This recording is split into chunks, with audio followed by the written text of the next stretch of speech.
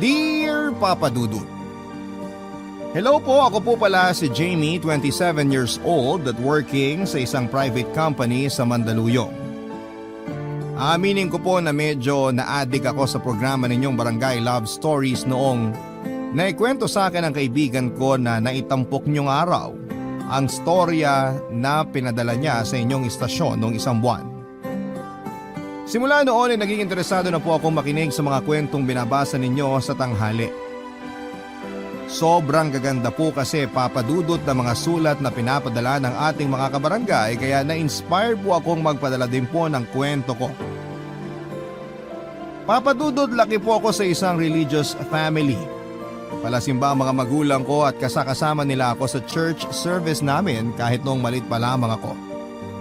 May pagka-konserbatibo po ang parents ko pero mabait naman sila sa akin.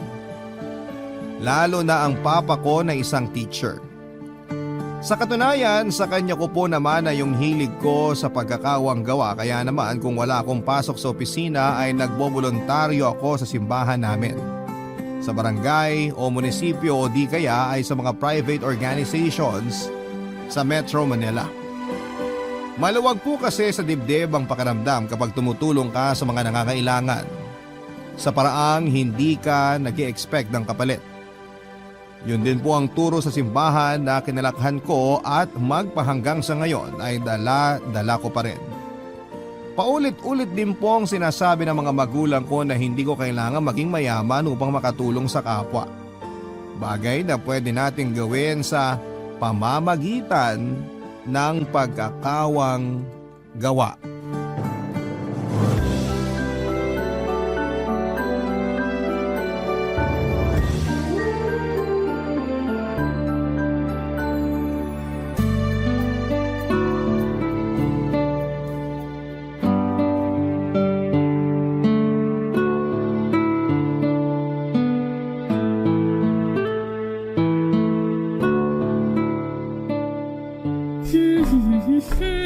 Good morning, Ma! Ay, good morning, Nak! Wala ka bang pasok ngayon? Wala po, Sunday po kaya ngayon. Nakalimutan nyo na? Ay, naku, oo nga pala, nawala sa isip ko. Ay, may nag-text. Basahin ko lang, ha? Hala talaga tong auntie mo. Ang daming kwento. Parang ang juicy ng usapan nyo Juicy talaga kasi tong tiyahin mo may bagong chika sa akin.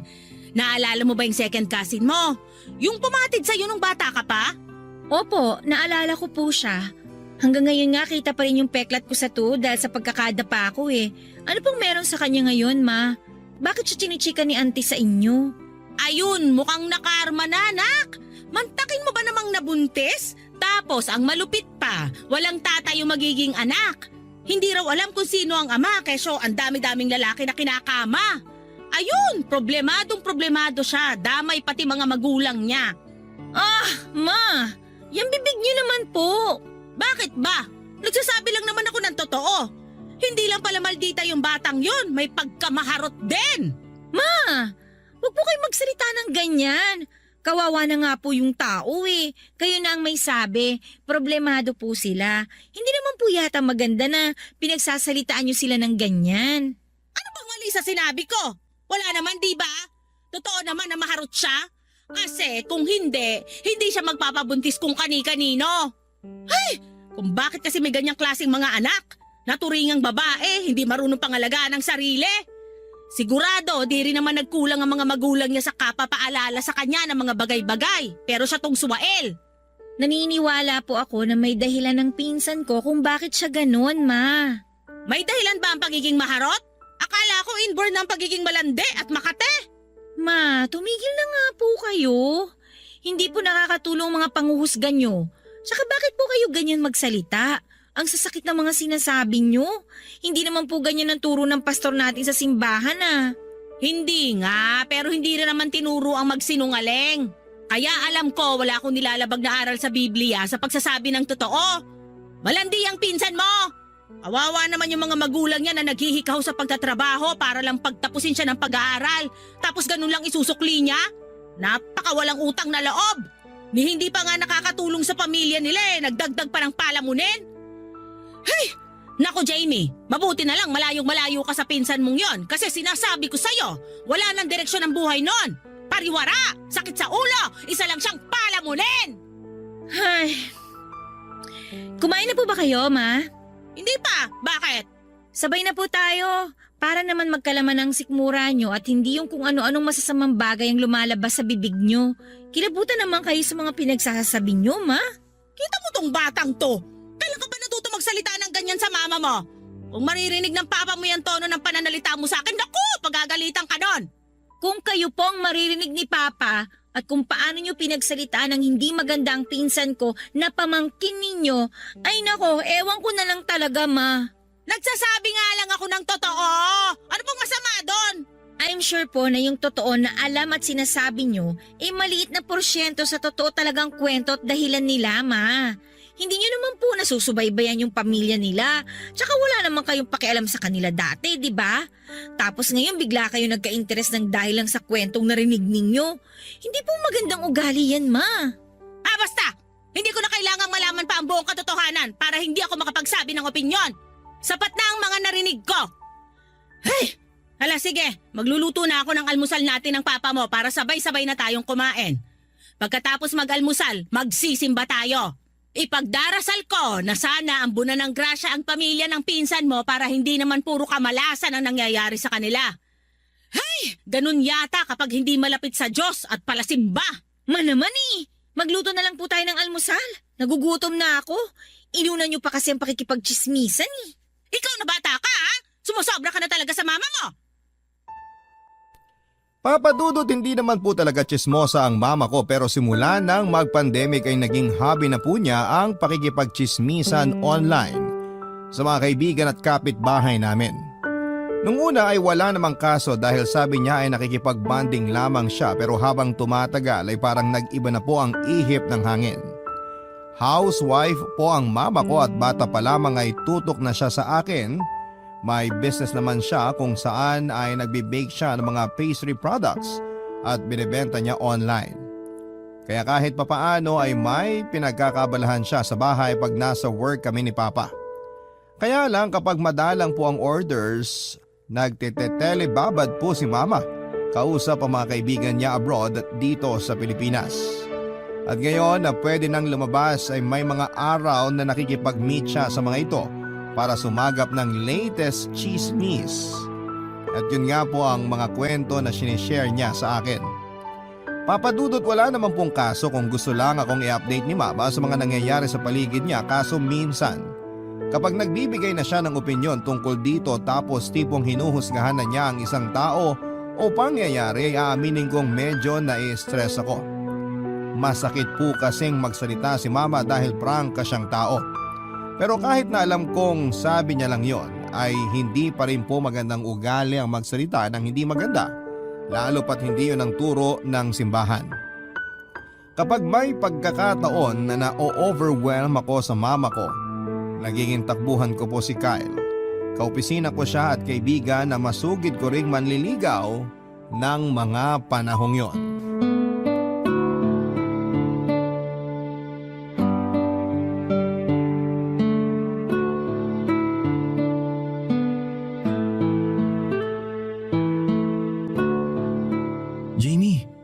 Bakit nakasimangot ka? Hindi mo ba gusto ang pagkain mo? Ay, gusto. Paborito ko tong chicken curry ng mama ko kaso ewan. Parang wala akong gana Feeling ko busog ako, ganun. Mukha ka ring stressed. Kanina pa salubong yung mga kilay mo. Ay talaga ba? Hindi talaga ako magaling magpanggap na hindi ako stressed. Ayos lang bang malaman kung bakit stressed ka? Tungkol ba yan sa trabaho o may iba pang dahilan? Well, kasama na work pero mas dahil sa pamilya. Yung mama ko kasi nakaka-stress. Okay lang ba na i-share ko sa'yo, Kyle? Baka kasi mabigyan mo rin ako ng advice kung ano yung gagawin Baka rin kasi may maitulong ka sa akin para mabago tong mindset ko tungkol sa kanya. Sige, tingnan natin. Mama ko kasi nahihilig sa chismis ngayon. Hindi naman siya dating ganun. Tahimik lang na tao yun. Parang walang pakialam sa buhay ng ibang tao. Tapos nitong nag-pandemic, nagsimula yung pakikipagkwentuhan niya sa mga kaibigan at kamag-anak namin online. Okay. Wala naman ako nakikitang masama doon. Oo nga. Kung paminsan-minsan siguro walang masama. Kaso pinanay-panay ng mama ko eh. Ginagawa niyang almusal, tanghalian at hapunan ng chismis. Pati nga rin panghimagas niya, chismis! Pambihira talaga. Tapos ayun, kapag may bago siyang nasagap na pinag-uusapan online, sinasabi niya kagad sa akin. Kaya lang kasama na rin dun yung sarili niyang opinyon na madalas ikasakit ng ulo ko. Kung magsalita kasi si mama, parang hindi tinuruan ng good manners and right conduct. Direct to the point nga pero mapang-insulto naman. Tama ba yun? Depende kung paano niya sinabi. Pero kung makakasakit ang taong pagsasabi mo ng totoo dahil may kasamang insulto, mali yun. Iyon nga ang sinasabi ko sa kanya. Na sige, nagsasabi lang siya ng opinyon pero hindi pa rin tama na parang hinusgahan na niya yung tao. Ay, naalala ko nung bata pa ako. Lagi nilang sinasabi sa akin ni Papa na masama ang magsalita ng hindi maganda sa kapwa natin. Na kesyo, iba-iba tayo ng pinagdaraanan sa buhay, kaya importante na maging mabuti tayo kahit sa mga hindi natin kakilala o kahit pa dun sa mga taong ginawan tayo ng masama. Kaya nga kahit ang hirap maging mabuting tao, araw-araw kong sinusubukan. Tapos biglang nawala sa isip ni Mama yung tinuro niya sa akin. Ba't naman ganun? Minsan nakakapagsalita talaga tayo ng hindi maganda dahil sa bugso ng damdamin. Pero hindi naman ibig sabihin nun masamang tao na tayo, Jamie. Siguro ang nangyari sa mama mo, nadala siya sa kwentuhan ng di sinasadya. I'm sure di magtatagal marirealize din ng mama mo na mali ng mga sinasabi niya sa iba. Sana nga ganun yun. Kasi kilala pa naman siya sa amin na palasimba. Tsaka alam naman natin na gulo lang ang dala ng pakikipagchismisan, di ba? Ayoko may makaaway ang mama ko na kung sino. Lalo pat hindi sanay ang pamilya namin sa skandalo. Sa tingin ko hindi naman naabot sa ganon. Basta alam ng mama mo limitasyon niya. Tuwing pagkatapos siya magsimba, baka nare-realize naman niya na sumusobra siya sa pagbibigay ng opinyon niya. Kaya maniwala ka sa akin. Magiging okay din ang lahat. Sabi mo naman hindi siya dating ganon. Kaya baka ngayon lang yan kasi pandemic. Ay. Thank you, Kyle ha. Kasi gumaan talaga yung loob ko dahil sa mga sinabi mo. Wala yun. Huwag ka na masyadong magpaka-stress. Kasi tingin ko di ka naman nagkulang. Pinapaalalahanan mo naman siya, di ba? Oo, pinapaalalahanan ko siya. Yun naman pala eh. Ginawa mo na ang part mo. Kaya kalmahan mo lang. Hayaan mong gawin din niya ang part niya. Malaki ng mama mo. Alam na niya ang tama at mali. Sa bagay, hindi na siya baby. Kaso minsan parang bata pa rin talaga umasta eh. Ganun daw talaga pag tumatanda. Nag-iisip bata. Seryoso ba? Sa iba raw, oo. Pero depende sa tao. Ay naku, mabuti pa kumain na lang tayo. Bigla akong ginanahang kumain. Aaminin ko po na medyo napaisip ako mabuti sa mga sinabi at pinayo sa akin ni Kyle, Papa Dudut. Siguro nga ay tama naman siya sa sinabi niyang hindi naman intensyon ni Mama na manira ng kapwa dahil alam naman ito ang tama at mali. Alam din ni Mama na hindi magandang gawain ang pakikipagtsismisan dahil aware naman tayo na madalas ay buhay ng ibang tao ang pinag-uusapan natin dito. Sadyang malaking dagok lamang po talaga ang pandemic dahil natutunan nating kumustahin ang isa't isa. Lalo na't walang kasiguraduhan ang buhay ng tao, lalo nitong nakalipas na 2 taon kung saan kasagsagan ng COVID-19.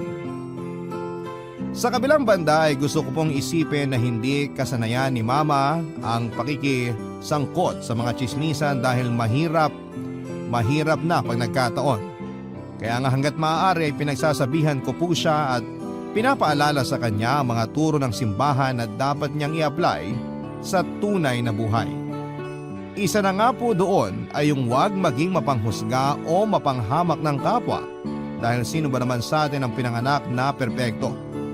Wala naman, hindi ba? Kaya lang hindi ko po akalain na pepersonalin ni Mama ang pagtawag ko ng pansin sa pagiging tsismosa niya. Dahilan para madismaya siya sa akin at sabihan akong pakialamera. Barangay Love Stories. Barangay Love Stories. Simula nga po nang pansinin ko ang pagiging tsismosa ng mama ko at pagsabihan siya ay sumama talaga ang loob niya sa akin. May punto na hindi na niya ako kinakausap ng madalas kagaya dati kaya medyo nag-alala po ako.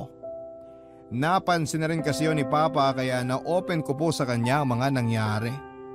Sinabi lang niya sa akin na intindihin ko ang mama ko dahil yun din ang ginagawa niya kapag sa kanya naman ichinichismis ni mama ang mga kwentong nasasagap nito sa labas at sa social media.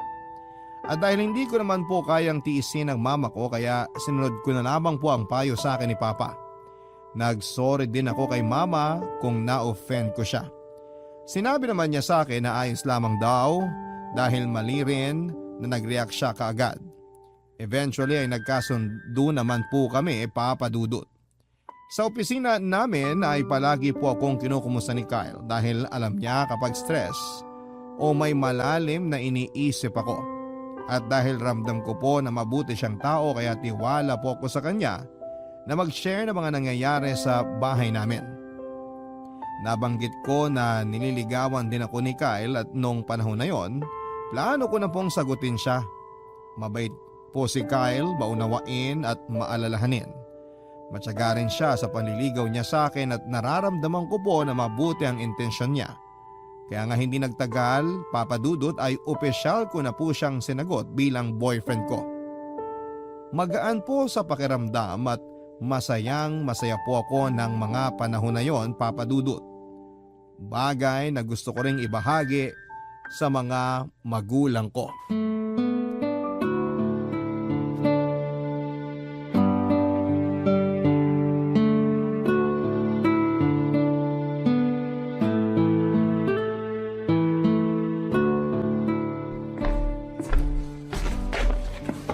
Hi, Ma! Ano po yung tinitingnan niyo sa Facebook? Ha? Wala naman. Ito lang artista na idol ko. Binalita lang na sila na raw talaga nung napag-uusapang girlfriend niya. Naku, nakakakilig! Hindi ko po akalain na mahilig pala kayo sa showbiz. Sino ba yung celebrity couple na yan? Patingin nga. Ayoko nga. Baka sabihan mo pa akong chismosa. Grabe naman kayo. Biro lang.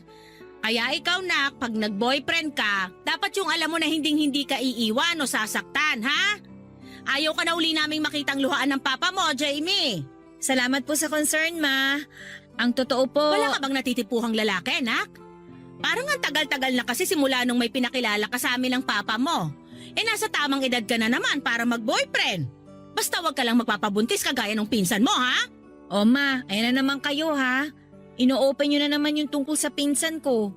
Kawawa naman po yung tao. Baka nasamid-samid na yun sa kababanggit nyo sa kanya. Wala akong magagawa dyan. Saka bakit ba ako na lang ang laging nakikita mo? Pinag-uusapan din naman siya ng iba nating kamag-anak ka. Tulad na lang nung auntie mo sa Cavite. Alarmang-alarma siya sa nangyari. Kaya di siya magkanda-ugaga sa kakapangaral sa mga anak niya na mag-aral lang mabuti at wag muna mag-boyfriend. Puro pa naman babae yung mga anak ng tiyahe mo na yon, kaya takot na takot siya. Ang OA nyo naman, Ma. Hindi ang tawag doon, Jamie! Ikaw talagang bata ka, lagi mo na lang akong kinokontra. Hindi ko kayo kinokontra. Kayo kaya yung nagsisimula na naman. Kanina paboritong celebrity couple nyo lang ang kinukwento nyo, tapos tumawid na yung kwento kay auntie. Ganun talaga, sanga-sanga na yon. Damay-damay na kumbaga. Mabalik tayo sa'yo. Wala ka pa bang natitipuhang lalaki? Wala ka bang ipapakilala sa amin ng papa mo? Ay naku, Ma. Sasabihin ko na po sana kanina kaso hindi nyo po ako pinatapos. Aba, ako ba talaga ang may kasalanan? Ano ba sana yung sasabihin mo? Sasabihin ko lang po na may boyfriend na ako, Ma. Natatandaan niyo po ba si Kyle?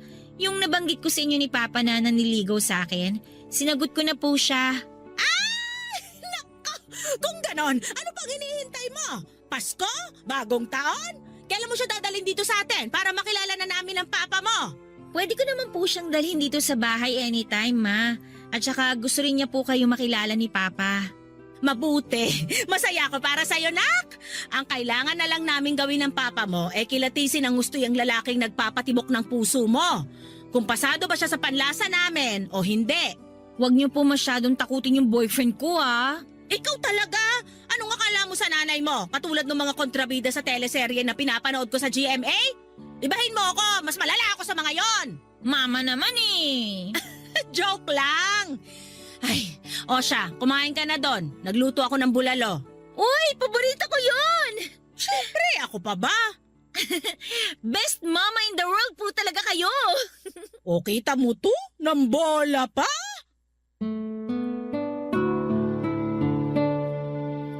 Hindi po si Kyle ang first boyfriend ko pero pakiramdam ko ay siya na ang last. Ang totoo ay nagkaroon ako ng unang karelasyon pero hindi naging maayos ang breakup namin matapos niyang mag-cheat sa akin, Papa Dudut. Alam po ng parents ko ang pinagdaanan ko noon kaya naman naging overprotective sila sa akin. Matagal bago ako ulit na in love at naniwala sa true love. Kaya nga special po ang pag-iibigan namin ni Kyle dahil pakiwari ko ay siya na yung sagot sa matagal ko nang hiling na magkaroon ng mabuting karelasyon. At nang sabihin ko nga po kay mama na may boyfriend na ako at sinabi niya gusto nila ni Papa na makilala si Kyle ay na-excite po ako, Papa Dudut. Nag-set up po ako ng date kung kailan ko dadalhin sa bahay ang boyfriend ko. At nang dumating nga ang araw na yon ay kinilate siya ng husto ng mga magulang ko.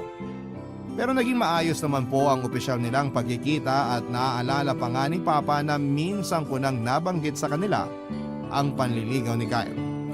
Kaya lang, Papa Dudut, akala ko po ay wala ng side comment si Mama dahil maayos naman ang pakikitungo niya kay Kyle noong kaharap niya ito.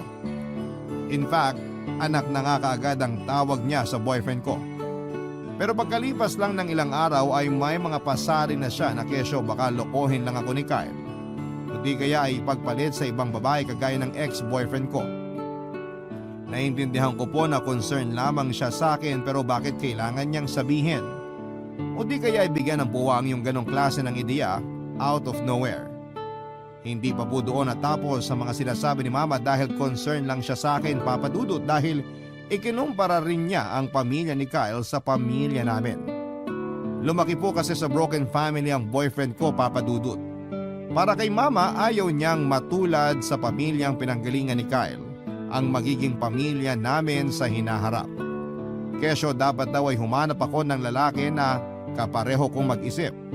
Or sabihin na natin na katulad kong naniniwala sa kasagraduhan ng kasal at kahalagahan ng pamilya. Hindi ko po maintindihan kung saan ang gagaling ang mga ganong isipin ng mama ko.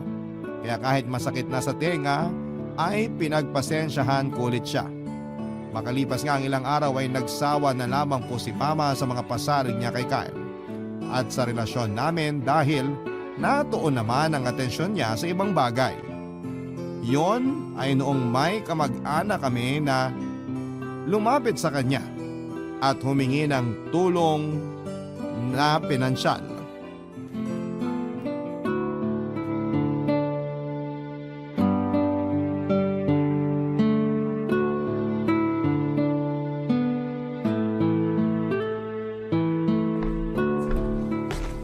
Good evening po, Ma. O Jamie, nandiyan ka na pala. Mukha pong kararating nyo lang din Saan po kayo galing? Doon sa simbahan natin. Nagboluntaryo ako magwalis-walis ng bakuran at nagbigay din ng donasyon. Okay po. Alam mo ba, ang gaan sa loob kapag nagkawang gawa ka. Siyempre, tahanan yun ng Panginoon. Kaya kahit sumakit tong balakang ko kayuyuko sa pagwawalis, feeling blessed naman ako. Mabuti naman kung ganon, Ma. Maganda na nagbabalik loob na kayo sa simbahan at sa Panginoon. Nga pala, anak, nagpunta rito yung auntie mo nung isang araw. Yung nanay nung pinsan mong maharot. Alam mo ang dahilan? Siyempre, para mangutang ng pera pampacheck up ko no dun sa anak niyang buntis.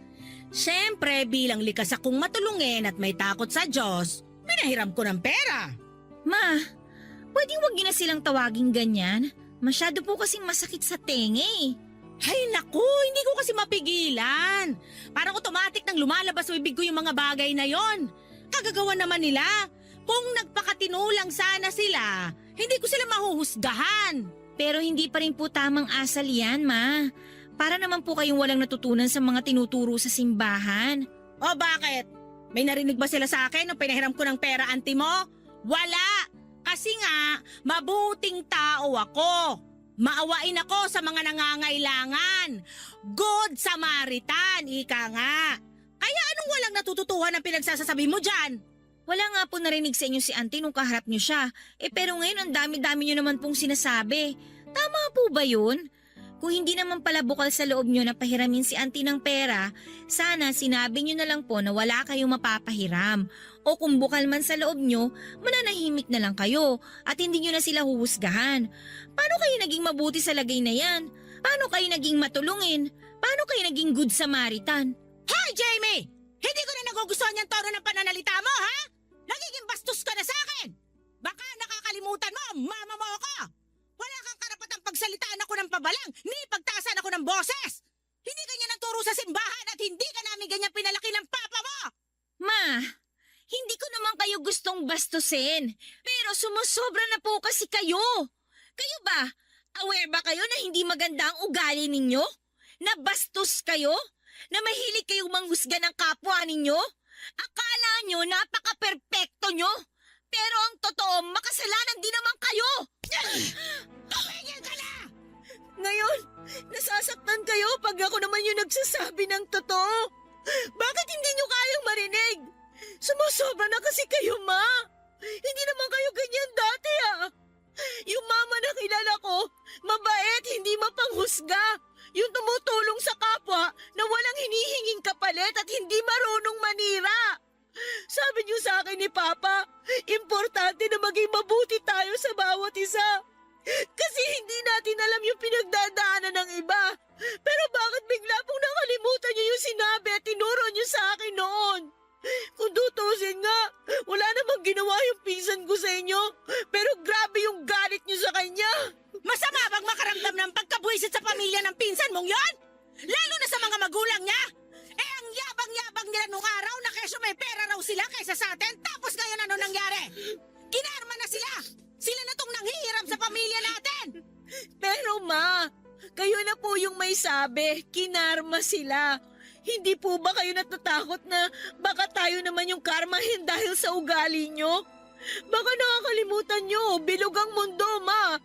At madalas kung ano po yung tinanim ninyo, yun din ang aanihin ninyo. Doon man lang po matakot na kayo. Doon man lang po maghinay-hinay na kayo sa mga pagsasabi nyo ng hindi maganda. Alam nyo, sa totoo lang, nakakahiya. Kasi kilala pa naman kayong banal at palasimba ng mga kapitbahay natin. Pero ganyan ang ugali ninyo, Ma. Parang hindi tama. Kaya please, Ma, magbago na po kayo.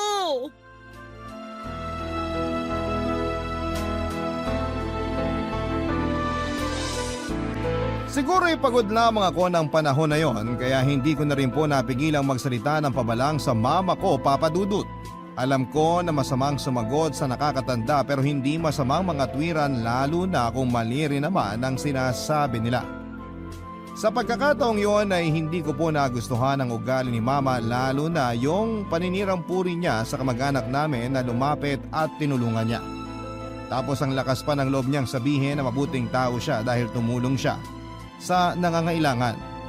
Yun naman pala ay hindi bukal sa loob niya at sa isip ko ay hindi naman siya inuobligang tumulong o kung ano lang ang makakaya niya. Yun lang ang ibigay niya. Pero ang pagsalitaan at insultuhin mo yung nangangailangan patalikod nito at matapos mong palabasin na mabuti kang tao para sa akin ay isa pong malaking kabaliwan, Papa Dudut. Siguro ay naipon na lamang po ang mga disappointments ko sa ugali ng mama ko kaya nakapaglabas na rin po ako ng sama ng loob sa kanya. Para sa akin ay masyado nang taliwas sa mga turo ng simbahan ng ugali niya tapos ang lakas pa ng loob niyang isipin na tama o makatwiran ang asal niya. Siyempre nagalit din po sa akin si Mama at nagkasamaan kami ng loob. Pero that time ay tinis ko po na hindi siya kausapin at suyuin. Pinanindigan ko na po na hindi ako natutuwa sa pag-uugali niya dahil iba sa sinasabi niya ang kanyang mga ginagawa noon. Papa Dudut. Barangay Love Stories. Barangay Love Stories. Papa Dudut, hindi po kami kaagad nagkabati ng mama ko dahil naging busy ako sa trabaho ng mga panahon na yon. Naging excuse ko rin ang madalas kong pag-overtime para hindi kami magpang-abot sa bahay. Pag uwi ko kasi ay natutulog na sila ni Papa. Tapos inaagahan ko na lamang ang alis ko para hindi na kami magkita pagising ko. Yun po ang unang beses na nagalit ako kay mama at ayoko siyang sanayin na mapapatawad ko siya kaagad dahil baka isipin niyang tama siya sa katwiran niya at mali ako dahil na-realize ko yon kapag ako yung unang nanuyo sa kanya. Kaya lang ay mabigat po sa dibdib na may kasamaan ng loob tapos ay magulang mo pa. Nang mga panahon na yon ay napansin po ni Kyle na malungkot at iritable ako kaya naikwento ko nga po sa kanya ang pinagtalunan namin ng mama ko. Nakinig lamang po si Kyle at inunawa niya ang mga sinasabi ko, Papa Dudut. Hindi niya ako ininterrupt pag nagsasalita ako at hanggat maaari iniiwasan niyang magbigay ng opinyon o payo pag hindi ko hinihingi. Isa lang yon sa maraming magagandang katangian ng boyfriend ko na nagustuhan ko sa kanya, Papa Dudut. Kaya nga ramdam ko na nasa tamang tao ako. Nung hindi ko na po alam ang sasabihin at gagawin ko ay saka ko po hiningi ang panig ni Kyle, Papa Dudut. Bagay na hindi naman niya pinagkait sa akin, Papa Dudut.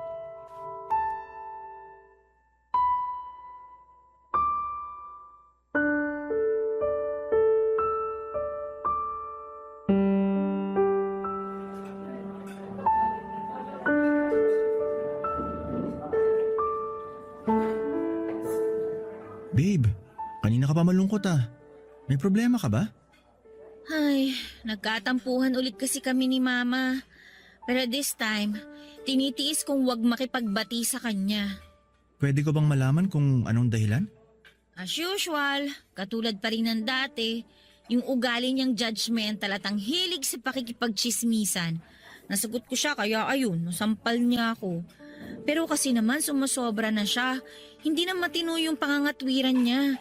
Lumalabas kasi na dinidepensahan niya ang sarili niya na mabait siyang tao, kahit ang sama naman ng ugali niya. Babe, mama mo pa rin yun.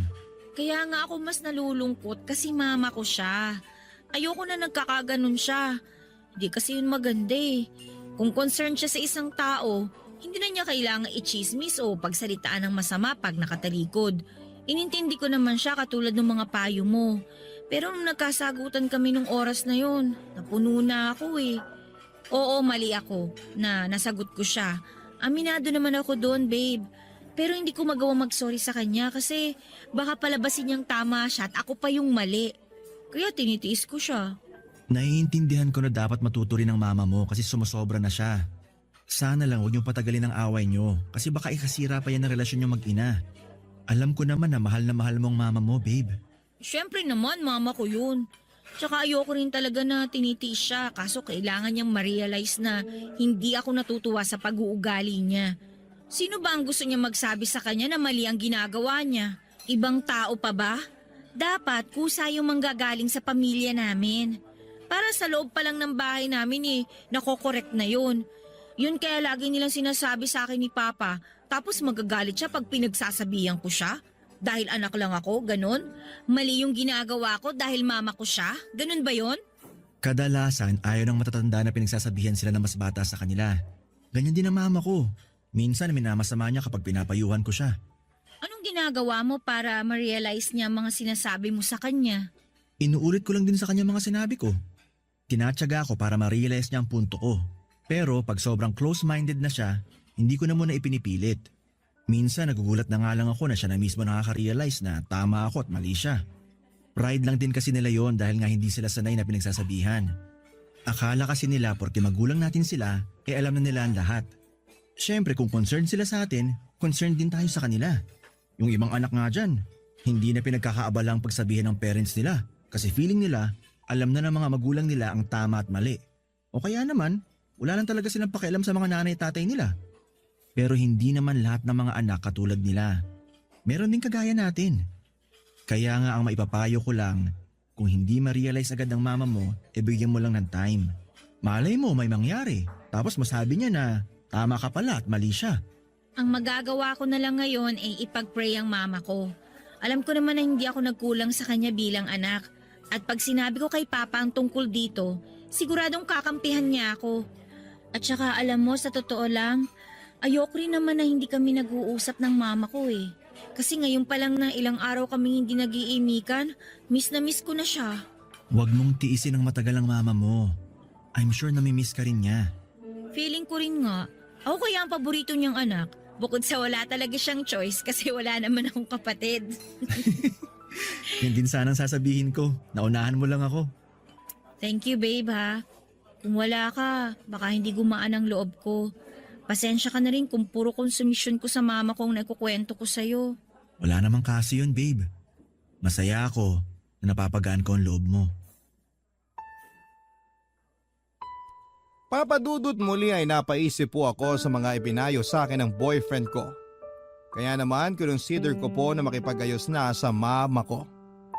Sabi ko naman mabigat sa dibdib ang may kasamaan ng loob lalo pat parents natin yon. Hanggat maaari ay ayoko rin pong tumagal ang tampuhan namin ni mama dahil mahal na mahal ko po siya. Kaya nga after ng work that day ay dumiretso po ako ng simbahan para ipagdasal na sana'y hipuin ang kamay ng Panginoon ang puso ng mama ko upang hindi siya madaig ng dyablo para hindi siya maging certified chismosa at mapanghusga sa kapwa. Magaan po ang loob ko na lumabas ng simbahan ng araw na yon, dala-dala yung pag-asa na diringgin ng Diyos ang panalangin ko. Kinagabihan, plano ko pong makipagbati na kay mama pag uwi ko pero wala pong tao sa bahay namin, papadudot. Nung una ay nagtaka ako tapos ay kinain ako ng matinding kaba nang mag-ring ang cellphone ko at nakita ko ang pangalan ni Papa sa caller ID. Aandap-andap ang dibdib ko nang sagutin ko ang tawag at mas lalo akong nanlumo nang sabihin ni Papa na nasa ospital daw sila ni Mama dahil dinala raw niya ito doon matapos niyang matapilok sa hagdanan ng bahay namin habang bumababa dahilan para dumaus-us siya at mabalian ng buto. Dali-dali po akong pumunta sa kinakaroonan nila at awang-awa ako sa mama ko. At nang makita ko naka-wheelchair siya at inaalalayan para maihiga sa kama, kinailangan niyang magstay pa ng ilang araw sa ospital para magpagaling kaya todo asikaso naman po ako. Matapos kong mag-file ng leave sa company namin.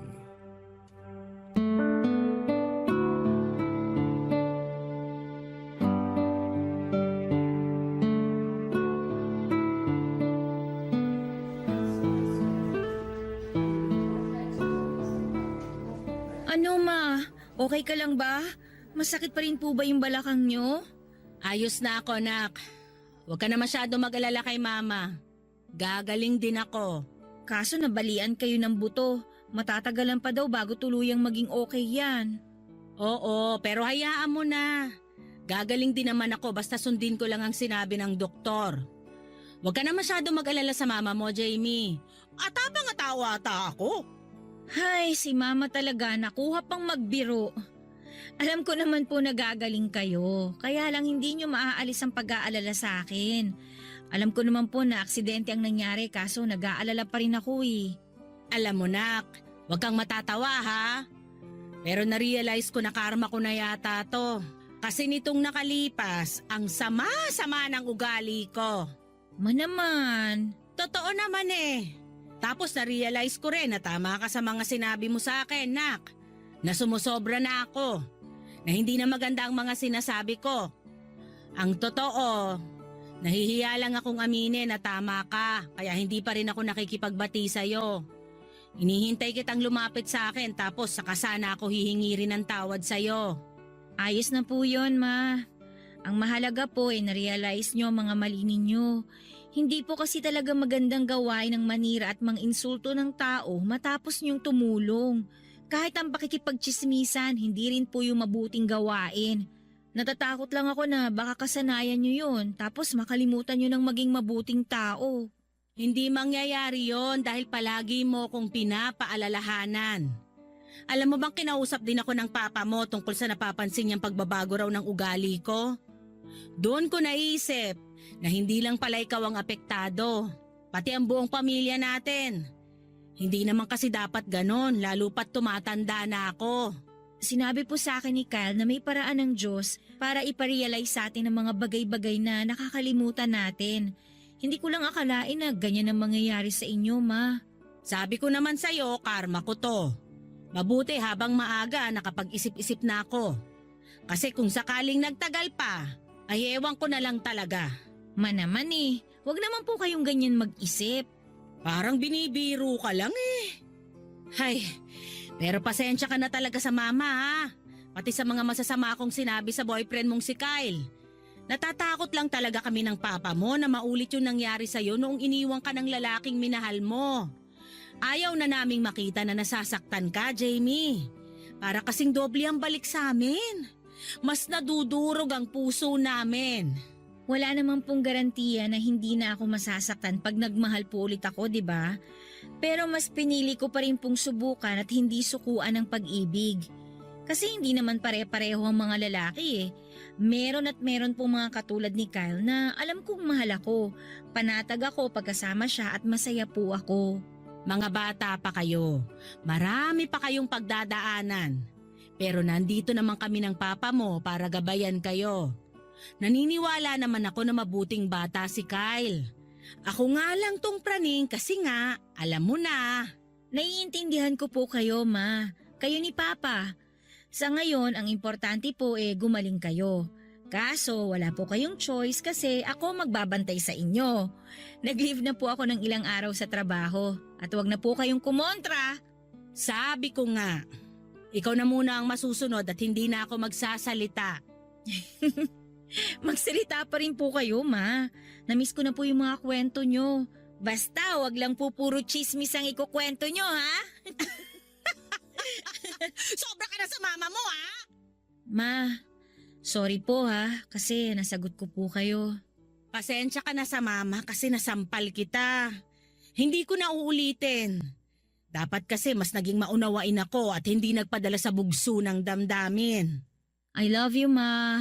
I love you too, anak. Papa Dudut, wala pong pagsidla ng kasiyahan na nararamdaman ko ng panahon na yon dahil bati na kami ni Mama. Kahit po gano'n ang naging ugali niya sa mga nakaraan ay mahal na mahal ko po sila ni Papa. Masaya ako kasi unti-unti na niyang binabago ang hindi magandang asal na katangian niya sa sarili niya. Opo, walang ipinanganak na perpekto sa mundo.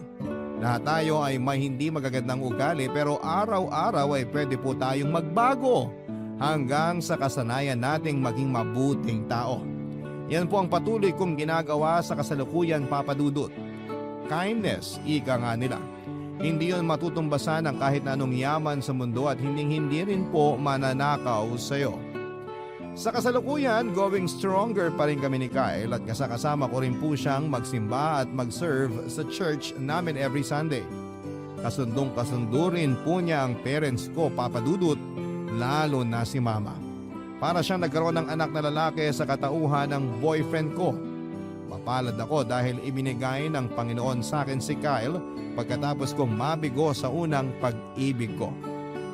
Kaya nga lagi namin sinisiguradong dalawa na ang ama ang sentro ng aming pag-iibigan upang makaya naming lagpasan ang mga pagsubok sa buhay na ibabato sa amin.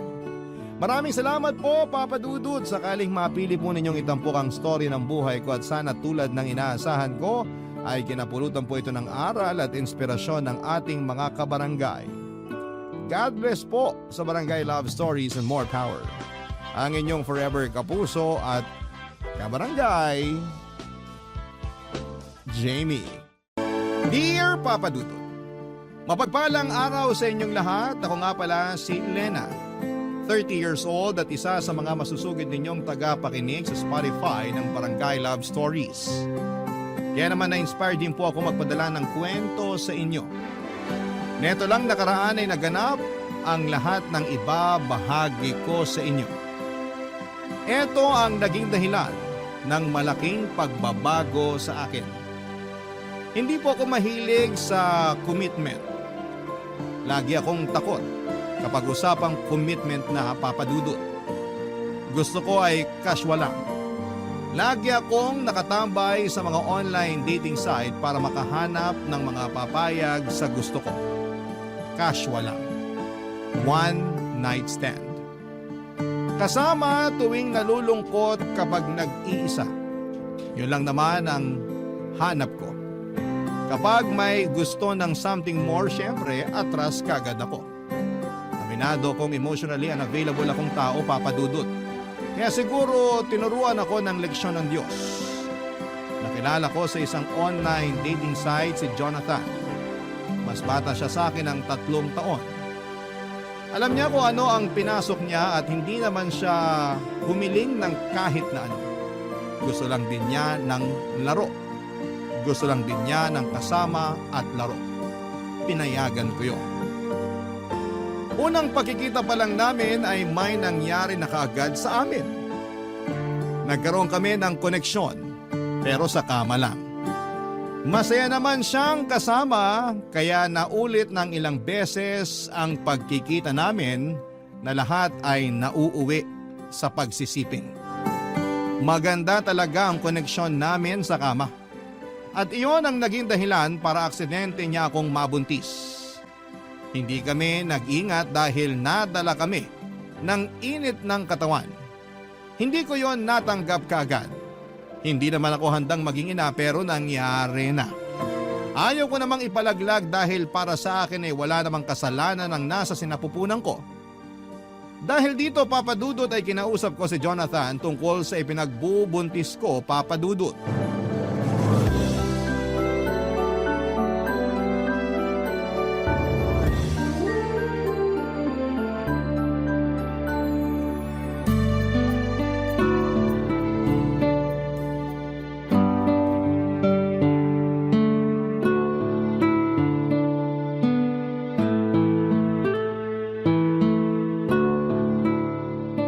Anong oras?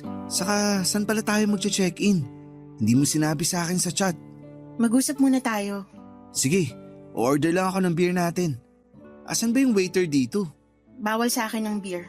Orange juice na lang. Kailan pa naging bawal sa'yo ang beer?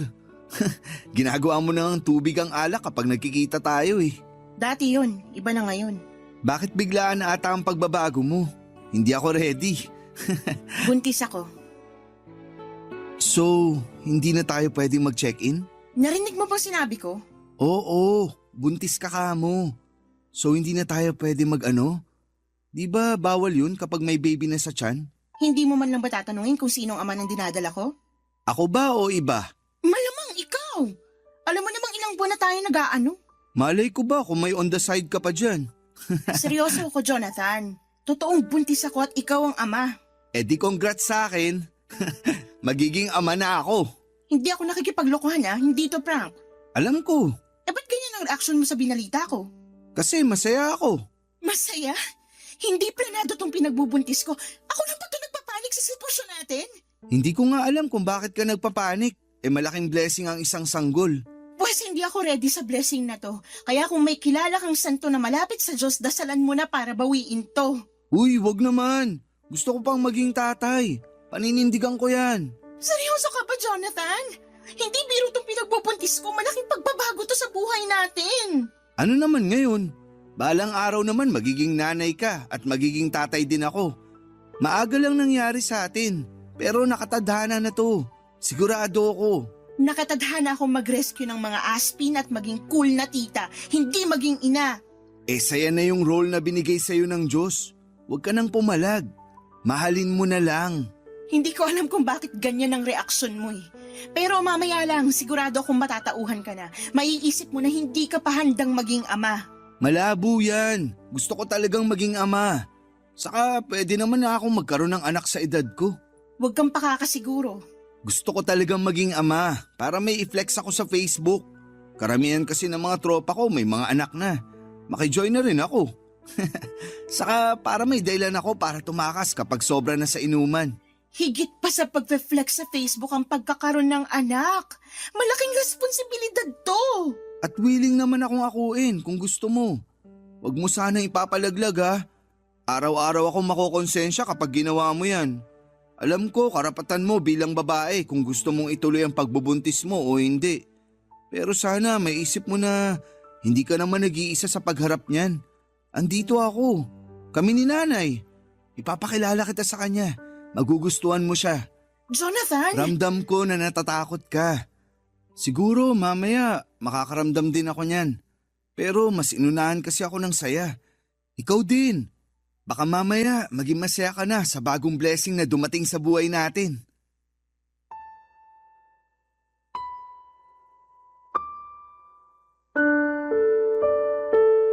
Papadudot na wala na ako ng enerhiya na makipagtalo pa kay Jonathan. Kahit na ilang beses kong pinaramdam sa kanya na hindi biro ang pagkakaroon ng anak. Ayaw pa rin niyang makinig. O ayaw niya lang pakinggan dahil masyado siyang in love sa ideya na magkakaroon na siya ng i-flex sa Facebook. Tinawagan nito ang kanyang nanay para ibalita ang mga nangyari. Mukha namang maayos ang naging usapan nila, Papa Dudut. Mukhang mabait din ang nanay niya. Pagkatapos noon ay sinabi ni Jonathan na gusto ng nanay niya na tumira muna ako sa kanila habang nagbubuntis ako. Gusto nilang alagaan ako at ang magiging anak ko. Aaminin ko na na-touch ako sa mga sinabi ni Jonathan. Yon kasi ang unang beses na may trumato sa akin na parang isang pamilya. Wala kasi akong nakagisnang magulang. Lumaki ako sa tiyahin ko at noong mismong dibo ko ay kinausap na niya ako para umalis na sa bahay niya. Hindi na raw niya ako kayang buhayin pa. Nasa tamang edad naman na raw ako para makapagtrabaho. Umalis ako sa bahay ng tiyahin ko sa mismong 18th birthday ko. Hindi ko alam kung saan ako pupunta noon. Bitbit ko ang 2 malaking bag kung saan ay nakalagay ang mga gamit ko. Pansamantala ay nakitira ako sa best friend ko. Umalis din ako makalipas ang 2 buwan dahil panayang parinig sa akin ng mga magulang niya. Nakahanap ako ng trabaho at nagsumikap. Mula sa pagbe-bed space ay nakakuha na ako ng sarili kong kwarto. Paunti-unti ay umayos ang buhay ko. Ito ang dahilan kung bakit natatakot akong mapalapit at mapamahal sa iba. Natatakot ako na isang araw ay abandonahin din nila ako tulad ng ginawa ng mga magulang at tiyahin ko. Kaya naman malaking pagbabago talaga sa akin na tinanggap ako nila Jonathan at ng kanyang nanay at masarap pala yon sa pakiramdam, Papa Dudut.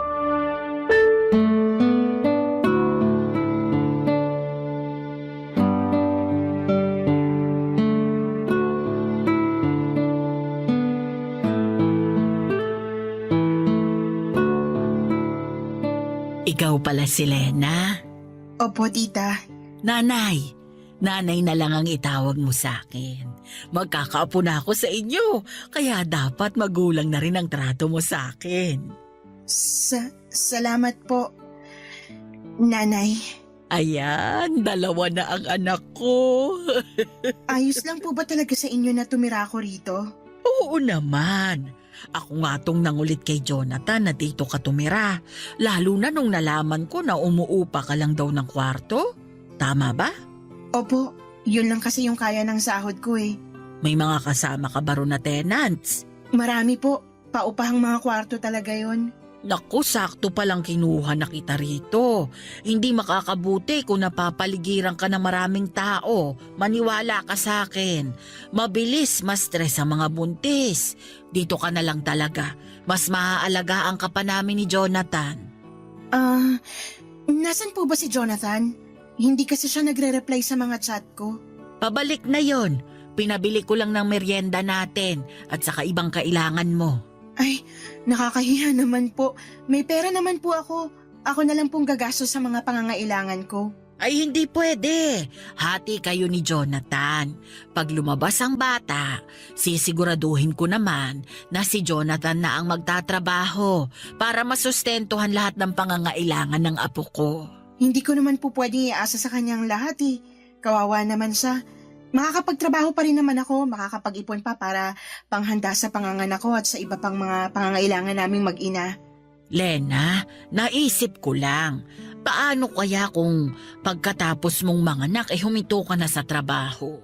Para naman matutukan mo ang anak mo. Wala ka naman po problemahing bayarin sa upa kasi libre na ang lahat dito para sa'yo. Pero gusto ko pa rin po sana may trabaho para mas malaki ang maipon namin ni Jonathan para sa anak namin. Iba na talaga ang henerasyon ngayon, ano? Nung panahon kasi namin, kailangang huminto sa pagtatrabaho ang mga nanay para may magbantay sa mga anak. Kaya ko naman pong pagsabayin. Ay nako, sa una lang yan. Pero kapag nahawakan mo na ang anak mo, halos ayaw mo nang bitawan at ayaw mo na ring bumalik sa trabaho. Lagi mong mamimiss, lagi kang mag-aalala. Marami akong pamangkin na ganyan ang nangyari. Saka ako na po siguro po problemahin kapag nando na ako. Sa ngayon, gusto ko pa rin pong magtrabaho para may maiabot naman po ako sa inyo kahit papaano. Hindi mo kailangan akong abutan. Ano ka ba? May pinagkakakitaan naman ako. Ipunin mo na lang para sa anak mo. Salamat po, tita. Anong tita? Di ba nanay na ang itatawag mo sa akin? Hindi pa rin po ako sanay. Sanayin mo na. Kasi magtatampo ako sa'yo kapag hindi. Wala po kasi akong tinawag na nanay mula pagkabata. Kaya parang ang hirap sanayin ng dila ako na banggitin ng salitang yan. Nakwento nga sa akin ni Jonathan. Kaya pinilit ko talaga siya na kunin ka rito. Kailangan mong magkaroon ng isang ina para alam mo kung paano maging ina sa magiging anak mo. Salamat po, nanay. O kung may kailangan ka, huwag kang mahihiyang magsabi sa akin. Ituring mo akong isang ina. Salamat po. Nay, Lena, nakabili ako ng merienda. Okay bang paglihian mo tong inihaw na mais at taho? Bakit naman ikaw ang magdedesisyon sa paglilihian ni Lena? Hindi ba pwede yun? Natakam kasi ako nung nakita ko to sa palengke eh. Ikaw ata ang naglilihi eh. Ganyan din ang tatay ni Jonathan dati. Siya ang nauunang maglihi kesa sa akin. Dalin mo na rito yung mais sa taho na yan. Maski ako nadamay sa paglilihi mo, Jonathan. Nagkatawanan at nagkantsawan pa ang mag-ina habang hinahanda ni Jonathan ang merienda namin, Papa Dudut. Napangiti na lamang ako. Ganito pala ang pakiramdam na mapabilang sa totoong pamilya. Tahimik lang ako noon at pinagmamasdan silang dalawa. Ang saya nilang tignan. Hindi ko yon naranasan. Hindi ko man na-experience ang bonding na ganoon pero ramdam ko na masaya yon sa pakiramdam. Kita ko naman sa mga mata nilang dalawa na maganda ang koneksyon nilang mag-ina. Nagkakwentuhan na rin kami tungkol sa pamilya ni Jonathan.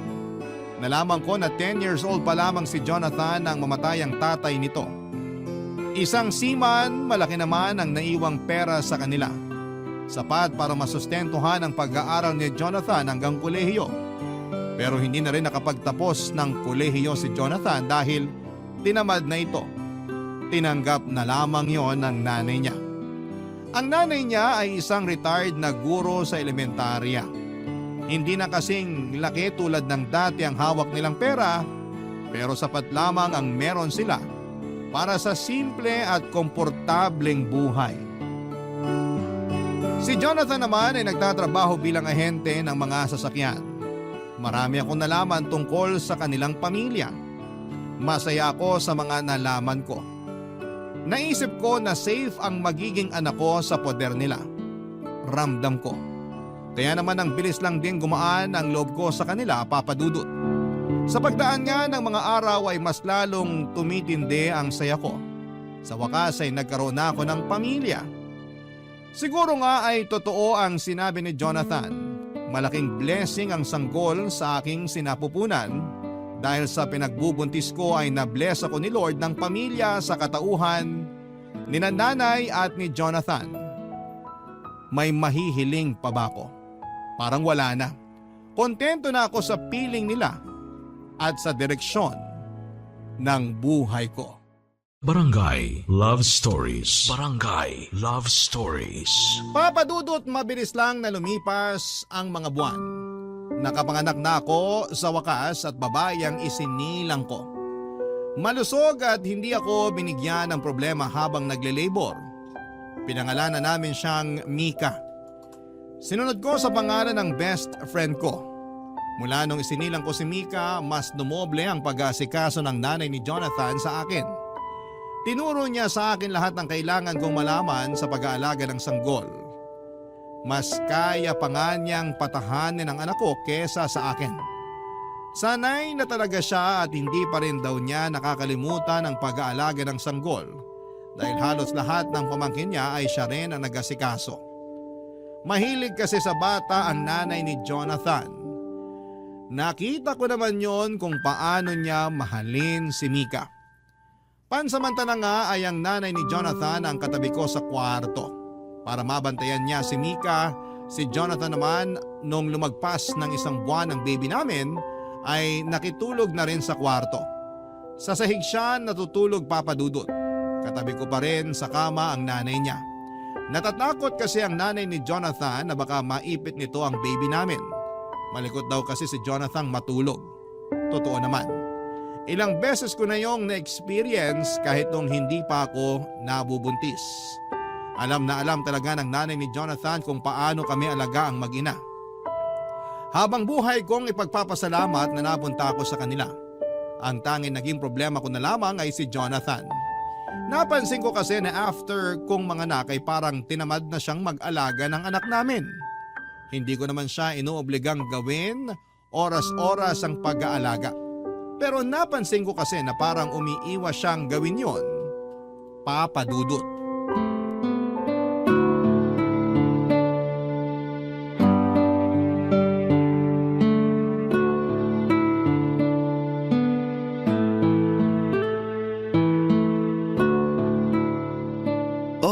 Isoli ko na si Baby Mika sa'yo. Kala ko hindi na kayo matatapos mag-selfie. Ayaw kasi niyang umiti. Hindi pa talagang ngingiti yan. Iyak pa lang naman ang alam niyan. Hindi tuloy ako makahanap ng ipopost sa Facebook.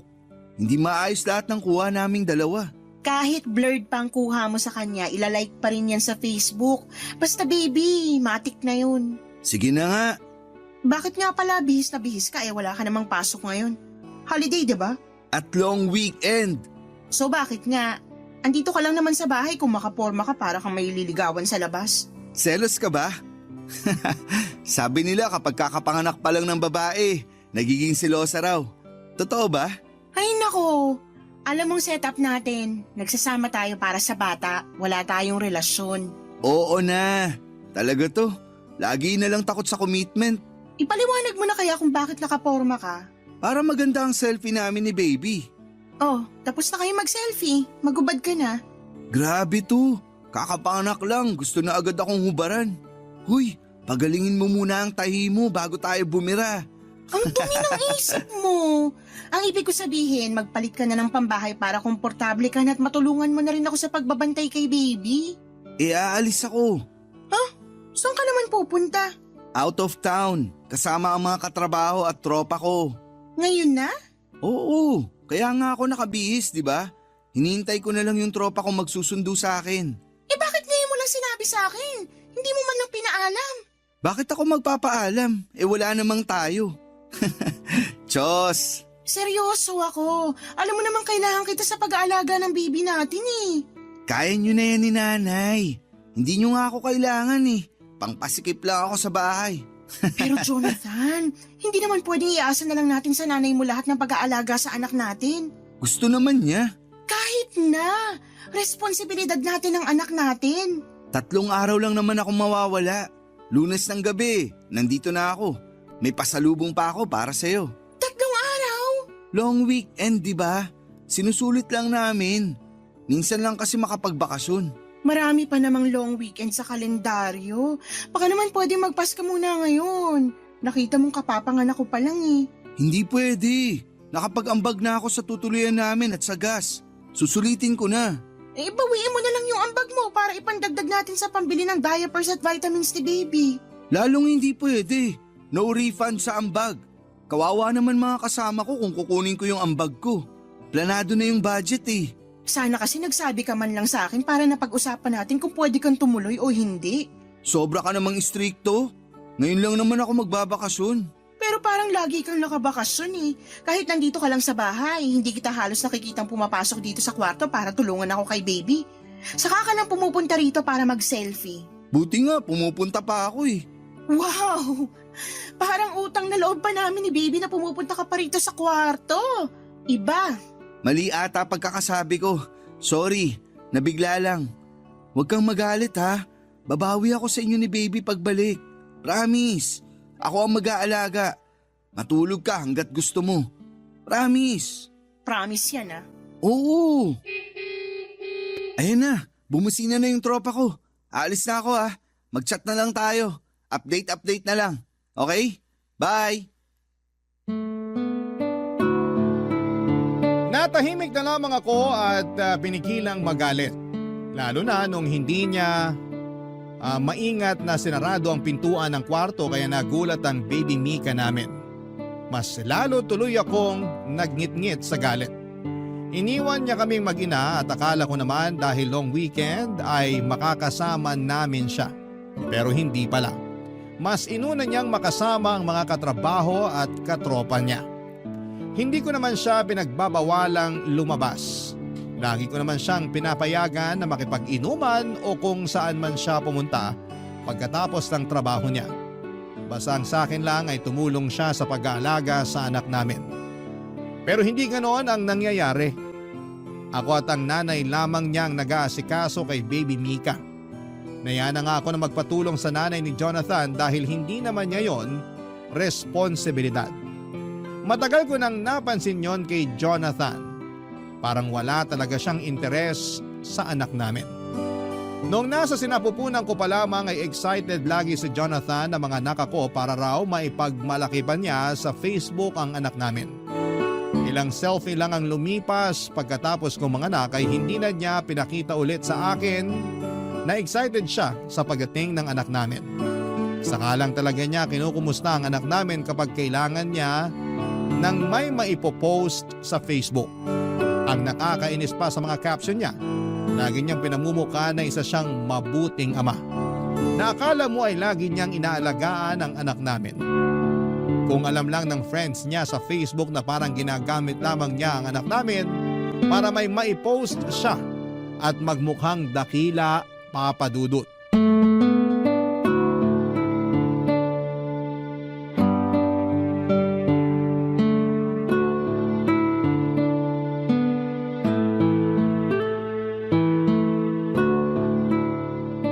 Lena, Bakit? may sasabihin ako. Nakita mo ba yung mga medyas ni baby? Nawawala yung ibang pares eh. Hindi ko alam. Tanong mo na lang si nanay. Siya naman yung naglalaba. Pwedeng ikaw na lang ang magtanong o kaya tulungan mo akong hanapin dito. Baka nandito lang sa cabinet at naihahalo sa ibang damit. Huwag mo nang pahirapan ang sarili mo. Itanong na lang natin kay nanay. Lagi na lang tayo nagpapatulong at nagtatanong sa nanay mo. Mahiya naman tayo. Ang simple lang nitong paghahanap ng mga pares ng medyas. Kaya na natin to. Tulungan mo ko. Kailangan na ba niya? Sana. Ang init pa kaya? Lamigin ang paa ng anak mo. Hindi mo ba alam? Ngayon ko lang nalaman. Hindi ka naman kasi nagtatanong. Mukhang mauuwi na naman to sa away ah. Ano ba yung sasabihin mo? Ano kasi, may bagong labas na cellphone. Oh, tapos? Gusto ko sanang bumili. Sira na ba yung cellphone mo? Hindi pa naman. Eh di wag ka munang bumili. Hindi practical eh. Tulungan mo na akong hanapin yung mga pares ng medyas ng anak mo bago siya magising. Mas importante to. Mas importante ang cellphone mo kaysa malamigan ng paa ng anak mo? Hindi naman yan ang ibig kong sabihin. Mali lang ako ng nagamit na salita. Pero kailangan ko talaga ng bagong cellphone. Para saan nga? Kung parehas lang naman ang purpose sa dati mong cellphone, mas maigi na wag ka na munang bumili. Nagsasayang ka lang ng pera. Ipunin mo na lang para sa future na pangangailangan ng anak natin. Puro na lang anak natin. Paano naman ang kailangan ko? Ano? Sana mali ang rinig ko sa sinabi mo.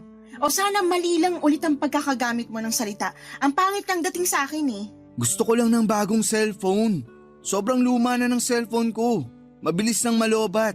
Mabilis malobat kasi panay Facebook at online games ang ginagawa mo. Luma na kasi talaga. Magastos sa kuryente kung lagi ako nagcha-charge. Saka hindi maayos ang camera nitong luma kong cellphone. Kaya ang pangit tuloy ng mga selfie namin ni baby. Alam mo, sige na lang. Bumili ka na lang ng cellphone. Kahit ano pang klaseng cellphone yan o kahit ilang cellphone pa. Bumili ka na. Ayoko na makipagtalo sa'yo. Tulungan mo na lang akong hanapin yung mga pares ng medyas ng anak mo. Teka lang, pag-usapan muna natin tong cellphone ko. Ano pa bang dapat pag-usapan? Pumayag na ako, diba? Kahit ngayon din, bumili ka na. Pero wala akong pera. Bakit mo sinasabi sa akin na kailangan mo nang bumili ng bagong cellphone tapos wala ka naman palang pera? May konti ako na itabi, pero pangbakasyon ko sana yun sa susunod na long weekend. Diretsuhin mo ako. Baka pwedeng pairam muna ng pambili ko ng cellphone. Hindi pwede. Ikaw ang gagamit, kaya ikaw ang gumawa ng paraan para bumili. Huwag mo idamay ang pera ko. Ibabalik ko rin naman. Nilaan ko yung ipon ko para sa pangangailangan ng anak natin, lalo't hindi pa ako sigurado kung babalik pa ako sa trabaho o maghahanap ako ng ibang pagkakakitaan. Bad trip naman. Ano ka mo? Wala. Tutulungan mo ba ako sa paghahanap ng medyas ng anak mo? Hindi. Wala ako sa mood. Gusto ko na noong sapakin si Jonathan sa gigil ko, Papa Dudut. Halo-halo na noon ang emosyong nararamdaman ko. Hindi nakakatulong sa postpartum ang pinapakitang kabalbalan ni Jonathan sa akin. Nagmadali siyang lumabas ng kwarto at saka malakas na sinarado ang pintuan. At dahil doon ay nagising ang anak namin. Nahirapan na tuloy akong pabalikin sa pagkakatulog si baby. Hindi ko na rin nagawa ang dapat kong gawin dahil kailangan kong patahanin ang anak namin. Hindi ko na alam ang uunahin ko, kung ang baby namin o magalit sa inaasal ni Jonathan. Doon ko nakita kung gaano ka-immature si Jonathan. Para siyang bata na hindi binigyan ng pangbili ng candy. Gusto kong magsumbong noon sa nanay niya pero ayoko namang magkaroon sila ng away dahil sa akin. Kaya naman sinubukan kong intindihin pa ang tatay ng anak ko. Kaya lang, Papa Dudut, habang tumatagal ay mas lalong lumalala noon ang ipinapakitang asal ni Jonathan sa akin. Hindi na rin siya nagsiselfie kasama si baby. Hindi na rin niya hinahawakan pa ang anak namin. Ni pansinin kapag pumapasok sa kwarto ay hindi niya ginagawa. Lumamig na rin ang pakikitungo niya sa akin. Hindi ko na alam ang gagawin ko noon para manumbalik ang koneksyon namin. Kaya naman naglabas ako ng pera at inabot sa kanya. Doon naman ay natuwa siya. May pambili na siya ng cellphone niya at pinangako niyang babayaran niya yon kagad sa akin. Pero hindi naman niya ginawa yon. Ako tuloy ang nagkakaroon ng problema sa ibang pangangailangan ko at ng anak namin dahil nasa ang ipon ko para ibigay sa kanya para may pangbili siya ng bago niyang cellphone. Barangay Love Stories. Barangay Love Stories. Papa Dudut, sinubukan kong tiisin ang pinapakitang pangbabaliwala ni Jonathan sa akin. Lalo't hindi na ako nakabalik pa sa trabaho. Nagpa siya ako mag-resign sa trabaho para matutukang maigi ang anak namin. Mas ginusto kong maging stay-at-home mom dahil alam kong wala akong maasahang tulong sa pag-aasikaso mula kay Jonathan. Nahihiya na rin ako sa nanay niya lalo't napapansin kong nahihirapan na rin kumilos ang nanay niya dala ng edad nito. Wala akong ibang naging choice at gustuhin ko mang magtrabaho ay hindi ko magawa dahil wala akong mapag-iwanan sa anak namin. Nagtry na lamang akong rumakit ng buy and sell sa Facebook. Konti lang ang nakukuha ko pero sapat na yon pansamantala para may pambili ng kailangan ni baby. Hindi pa rin kasi ako binabayaran noon ni Jonathan mula sa inutang niyang pangbili ng cellphone sa akin. Mali nga ata na nakabili ng cellphone si Jonathan dahil mas lalo siyang nakatutok dito. Napabayaan niya lalo ang pag-aasikaso sa anak namin. Napadalas nga ang pagsiselfie niya pero puro siya lamang ang pinopost niya. Hindi na niya sinasama ang anak namin. Samantalang yon ang isa sa mga dahilan niya kung bakit gusto niyang magkaroon ng bagong cellphone para maayos ang pictures ng anak namin na ipopost niya. Pero hindi na niya pinost ang tungkol sa anak namin. Palihim akong nasaktan doon. Pero sinubukan kong baliwalain dahil mas kailangan kong maging matatag para sa anak namin. Lalong mas kinailangan kong maging matatag, lalo't na lamang kong nag-resign na pala sa trabaho itong si Jonathan, Papa Dudut.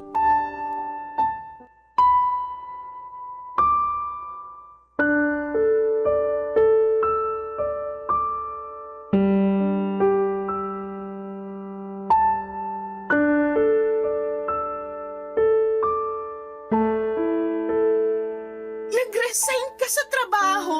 Oo nga, paulit-ulit. Bakit mo naman ginawa yun? Hindi ko na kaya yung pangpa-power trip ng boss ko. Lagi akong pinapagalitan. Bakit ka pinapagalitan? Kasi may mga palpak ako sa trabaho. Pero kailangan bang pagalitan? Pwede namang kausapin na lang. Para naman siyang isip bata. Lagi na lang mainit ang ulo niya sa akin kapag nagkakamali ako. Kahit sinong boss naman siguro magagalit kapag may palpak na ginagawang mga empleyado niya. Pero walang personalan. Parte yun ang trabaho niya eh. Sigurado namang lilipas din yun. Gusto ka lang niyang matuto. Di ko naman kailangan ng advice mo. Pinapaliwanag ko lang sa'yo. Grabe ka naman, Jonathan. Nag-resign ka pa talaga kung kailan naman wala rin akong trabaho. Ikaw din naman nag-resign ah. Pinagalitan ba kita? Nag-resign ako para may mag-alaga sa anak natin. Baka nirarason mo lang yan kasi ayaw mo na magtrabaho. Andiyan naman si nanay na mag-aalaga ng baby natin. Bakit di mo na lang siya gamitin? Kasi nakakahiya na iaasa sa nanay mo yung responsibilidad natin kay baby Mika. Hindi naman siya nagre-reklamo. Ikaw lang tong gumagawa ng issue. Hihintayin pa ba natin na magreklamo siya? Jonathan naman. Sana pinag-isipan mo munang mabuti bago ka nag-resign. Saan tayo kukuha ng panggasto sa anak natin? Mukha namang may ipon ka pa, no? Doon muna. Wala na akong ipon. Di ba binigay ko sa'yo para pangbili ng cellphone mo? Bakit parang naniningil ka na, ha? Wala pa akong pambayad. Kita mong kaka-resign ko lang sa trabaho. Hindi ko na inaasahan na magbabayad ka. Kasi kung gusto mo talaga magbayad, sana dati pa. Kung alam ko lang na isusumbat mo sa akin yung pinautang mo, sana hindi ka na lang nagpairam. Sana nga hindi na lang eh. Para may pera pa ako para sa mga kailangan ng anak natin. Ngayon, wala na. Wala na yung ipon ko. Pareho pa tayong walang trabaho. Paano na to? Meron pang pera si nanay. Iaasa na naman natin sa kanya. Apo naman niya yan. Gagastusan niya yan. Grabe ka. Huwag na tayong magtalo. Nangyari na eh. Pakiusap maghanap ka na agad ng trabaho. Kailangan natin ng pera ngayon. Pahinga muna ako sa trabaho. Dito muna ako sa bahay. Jonathan! Huwag mo naman sana akong pilitin na magtrabaho kung hindi pa ako ready. Nasak din ako sa pagkaka-resign ko sa trabaho. Bigyan mo ako ng time na makamove on. Hindi tayo hihintayin ng mga bayarin, Jonathan. Tayo mag-a-adjust sa mga gastusin. Tandaan mo yan. Hindi kasi ganun kadaling maganap ng trabaho. Ayun naman pala eh. Sana yan ang naisip mo bago ka nag-resign. Wala eh. Nangyari na. Maliligo lang ako saglit. Pwede bang ikaw na muna magpalit ng diaper ni baby? Kailangan ko mag-relax sa banyo. Nasa sala lang si nanay. Teka, tatawagin ko. Subukan mo namang palitan ng diaper ng anak mo kahit minsan. Trabaho kasi yan ng mga babae. Wow, Jonathan! Trabaho mong asikasuhin ang sarili mong anak. Hindi nga ako marunong dyan. Ikaw na lang. Tuturuan kita para alam mo na sa susunod. May pinapabili pala si nanay sa akin. Teka, uunahin ko muna yon. Nagmamadaling lumabas ng kwarto si Jonathan, Papa Dudut. Hindi ko na naihabol sa kanya ang huli kong sasabihin sana. Napailing na lamang ako at alam kong nagsisinungaling siya. Naiiyak na ako noon habang pinapalitan ang diaper ng anak namin. Hindi ako makapaniwala na merong ganong klaseng ama, Papa Dudut. Halo-halo na ang nararamdaman ko. Stress, galit at lungkot. Wala man lang akong maramdamang saya. Pagkapalit ko ng diaper ni baby ay pumunta ako ng sala para ipakiusap muna sa nanay ni Jonathan na bantayan muna ang anak namin para makaligo na ako. Pasimple kong tinanong kung nasaan si Jonathan. Nagtaka rin ang nanay niya dahil hindi raw niya alam kung saan siya nagpunta. Nakumpirma ko tuloy na nagsinungaling siya para makaiwas na magpalit ng diaper ni baby. Nalaman ko rin na tumambay pala siya sa isang computer shop na binabantayan ng isa niyang kaibigan. Pagkatapos noon ay nag-inuman pa sila. Sa pagdaan pa ng mga araw ay hindi ko pa rin nakumbinsi si Jonathan na magtrabaho. Nakatambay lang siya madalas sa computer shop at umuuwi na lamang sa gabi para kumain at matulog. Hindi ko magawang magreklamo sa nanay niya dahil iniisip ko na sino bang kakampihan sa aming dalawa. Hindi naman ako ang kadugo. Napadalas na rin ang away namin dahil doon at lalong kinausap niya ang nanay niya para bigyan kami ng pera na pangbili ng kailangan ng baby namin. Nahiya akong tumanggap ng pera sa nanay niya, kahit nanay na niya mismo ang nag-aabot sa akin. Alam kong darating ang panahon na kailangan na ring maghigpit ng nanay niya dahil may pangangailangan din siya na kailangang pagkagastosan. Kaya naman sinubukan ko maghanap ng trabaho. Bahala na. Kung pwedeng isama ko na lamang sa magiging trabaho ko ang anak ko, ay gagawin ko, Papa Dudut.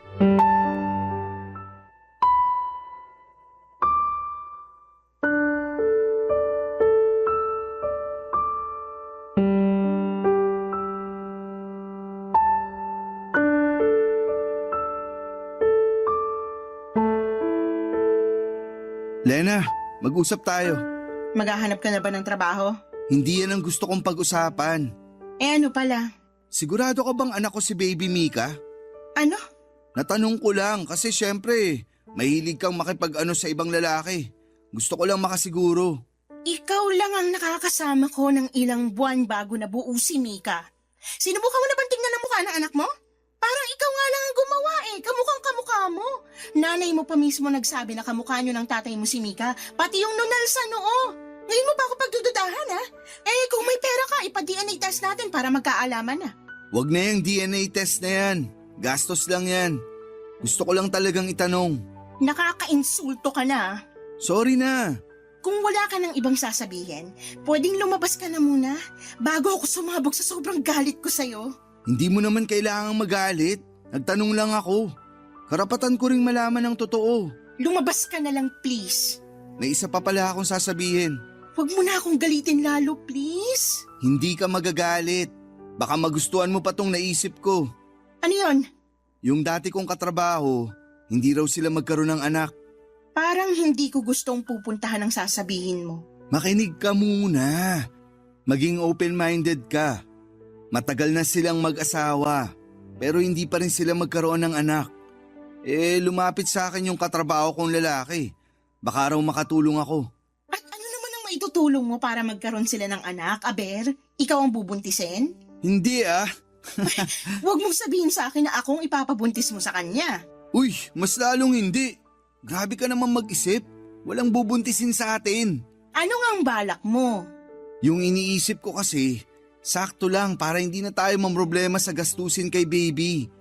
Kasi napapansin ko, lagi ka nalang stress at malungkot dahil kay baby. Walang kinalaman si Baby Mika sa stress at lungkot na nararamdaman ko. Akala mo lang yun. Pero sobrang stressful talaga ang magkaroon ng anak.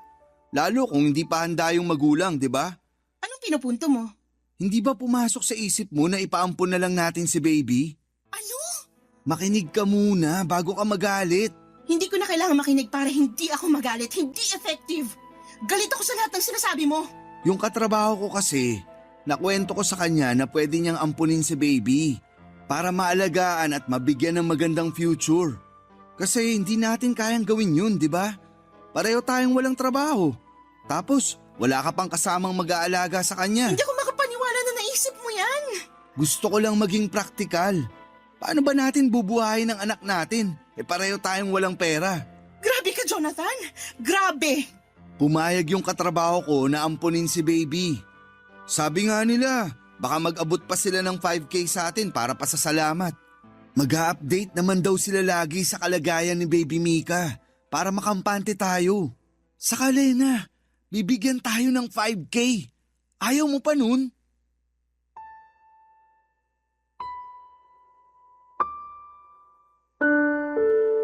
Blanco ang mukha ko noon habang nagsasalita si Jonathan. Hindi ko na magawa pang magalit. Napagod na ako. Hindi ko na rin siya inimik noon.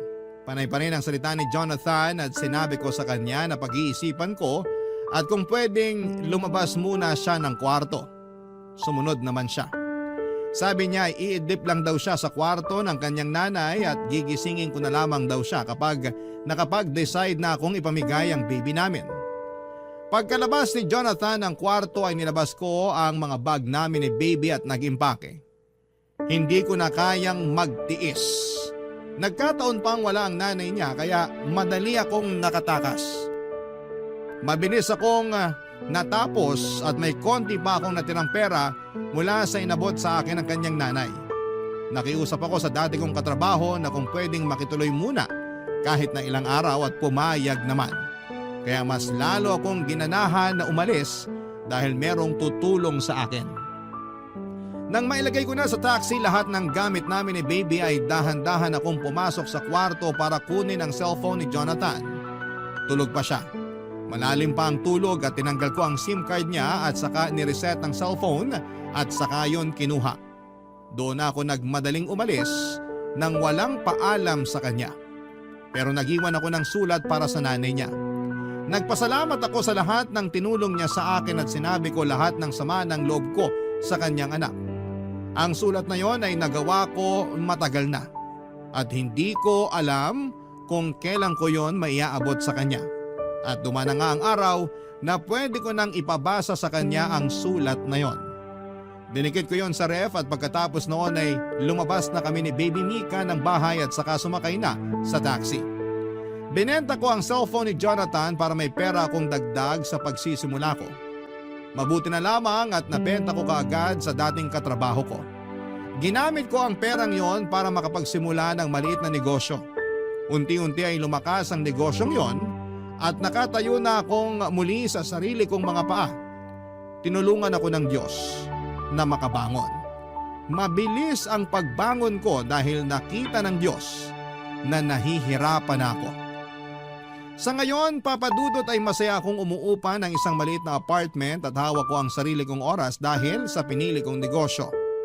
Wala na rin po akong balita pa kina Jonathan at mas minabuti kong huwag nang makibalita pa dahil isa na siyang nakasaradong kabanata sa buhay ko.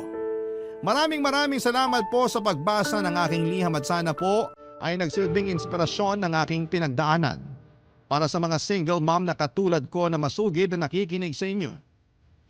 Ang inyong kapuso at kabarangay forever, Lena.